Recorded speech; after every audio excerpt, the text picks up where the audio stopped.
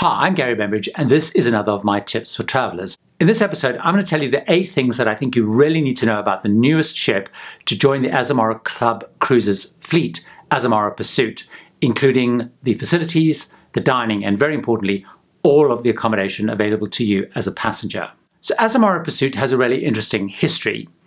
It started its life in 2001 as part of Renaissance Cruises, and it has also been part of Swan Hellenic, Princess Cruises, and most recently under the name Adonia in the P&O Cruises fleet and the Fathom fleet.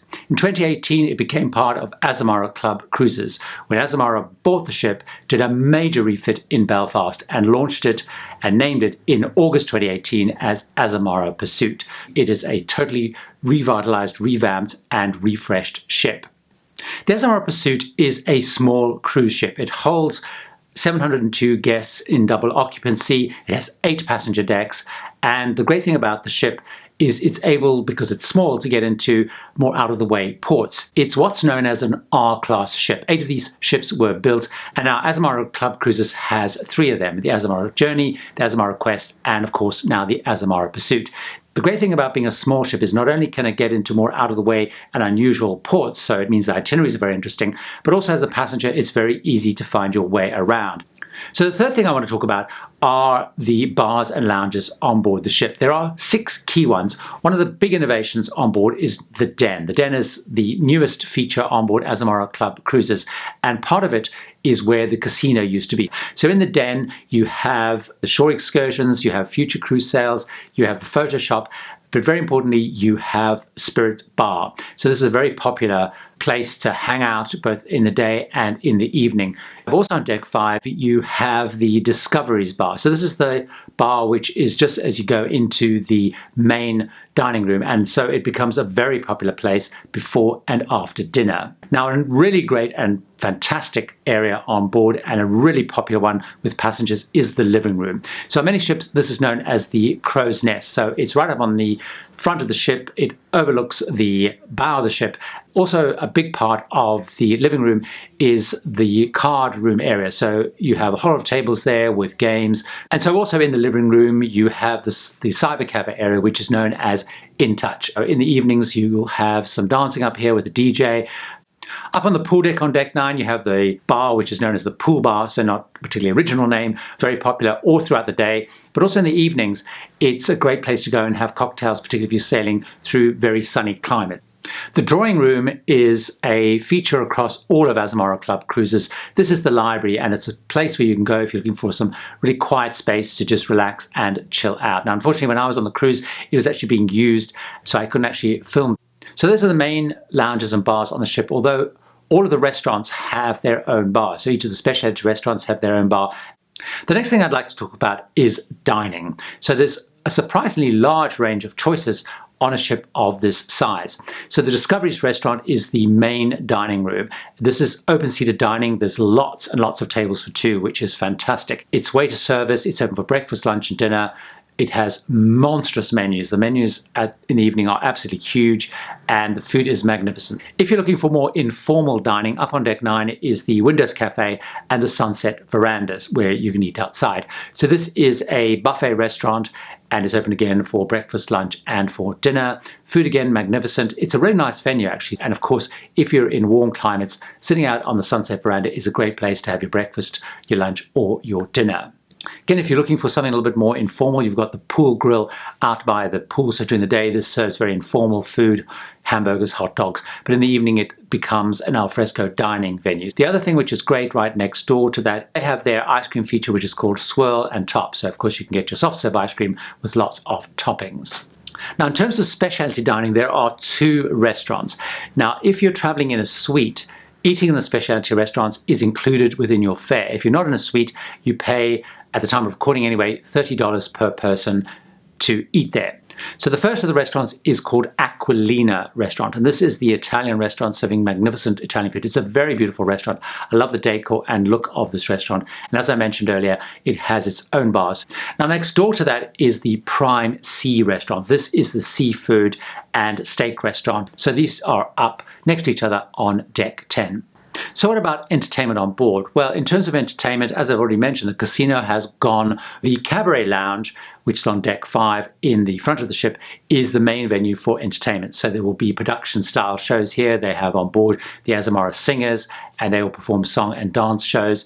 There may be some local entertainment brought on board based on the destination or region that the Azamara Pursuit is cruising through. The White Nights party is a feature of Azamara Club Cruises, and there is one on Azamara Pursuit. So at least once during the cruise, you will have a White Night party. If it's good weather, you'll be up on the pool deck. It's a great feature. There is huge amounts of food.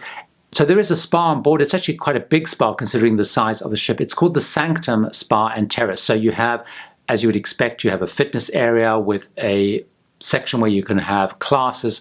Some classes are free, some are paid for. A nice good spread of machines and free weights. Then the Sanctum Spa also has a terrace outside where you can, either before or after your treatments, relax and of course enjoy the pool outside. The next thing I want to talk about is accommodation. Now, the great news about the Azamara Pursuit is there's a wide choice of accommodation, ranging from an inside cabin right up to a big owner's suite. So I'm going to show you through all of the accommodation. All of the cabins have had major upgrades to them. So let's start with an inside cabin. As you'd expect, it's a relatively small cabin, as inside cabins are, but it's cozy and it has a great bathroom, very similar to some of the other higher grades on board the ship. So this is an Oceanview room. It's a good sized room. It has a nice big window, and again it has a bathroom which is very consistent with the interiors and the veranda cabins.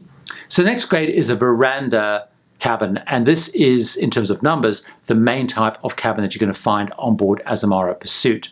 This particular one I'm showing you, it's actually the one that I cruised in. It's a great cabin. I mean, it's quite small, it's quite cozy, but it's very nicely done. The bedding, I would say, on all of the Azamara Pursuit cabins is fantastic. The next cabin I'm going to show you is the cabin that I liked the most, and it's actually the cabin type that is completely new to the Azamara Pursuit. So this grade and style of cabin didn't exist before, and this is what's known as a Continental Suite. So it's the entry level into suites. You can choose to have it with a bath, or you can choose to have it just with a shower. Now, the great thing about a Continental Suite is it's the entry level up for a suite, so it gets all the suite benefits. You get butler service, you get some free Wi-Fi, you get free laundry, you get, of course, the free specialty dining. If you're looking for something a little bit bigger than that, something a little bit more even more luxurious than that, then the next 3 suites could be of interest to you. So this is an ocean suite. It's right towards the front of the ship. So you have a seating area, and you have a separate bedroom area, and of course you have a really large bathroom. The spa suites are another big innovation for Azamara and Azamara Pursuit, and there are only 2 of these. These are beautiful suites, and they have this magnificent bath area with these big picture windows, so you can lie in the bath and watch the sea or the landscape go by. The ultimate suite on board is the owner's suite, which has a whole seating area, it has a bedroom area, and as you'd expect, a massive big balcony. In terms of other facilities, of course, you've got your guest relations, as you would expect. You have a concierge, then you have some shopping on board. So you have the Pursuit shop, which sells branded merchandise and other essential products, daily products. Then you have indulgences, which is the jewelry watch shop. Up on deck 11, you have a little hideaway spot, which is a quiet terrace area, but also where you can play deck games. One very important facility that everyone asks me about whenever I do a ship tour or a ship review is, yes, the Azamara Pursuit does have a guest laundry. There is only one guest laundry. It's on deck 7. Azamara Pursuit is an R-class ship. These were built some time ago. This particular one built right back in 2001. It's had many owners, but it has now been taken by Azamara Club Cruises. They spent a lot of money on it. It's been dramatically updated, refreshed, modernized, and new facilities added like the whole den area and new classes of cabins. It feels a very comfortable ship. It's very tastefully done.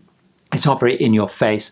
And the great thing about it, because of its size, it's able to get into really interesting ports and itineraries. So not only is it a beautiful small ship with lots of facilities, beautiful food, beautiful restaurants, beautiful cabins, beautiful public spaces, but also you can go on itineraries which are going to get you into slightly more unusual places and spaces.